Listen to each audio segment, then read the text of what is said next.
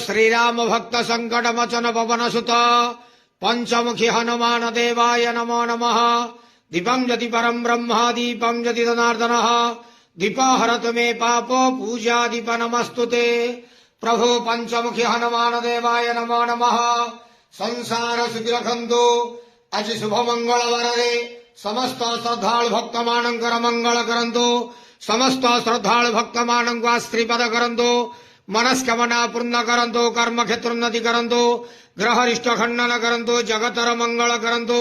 विश्वर कल्याण करंतु। आपण नाम प्रकाश करंतु। सेवकर डाक श्रवण करंतु। समस्त भक्त मानंक आश्रीपद करंतु। प्रभु पंचमुखी हनुमान देवाय नमो नमः।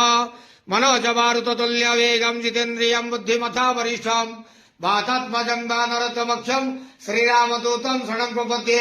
संसार सुखी रखंतु आनंद केवार। हरि बोलो।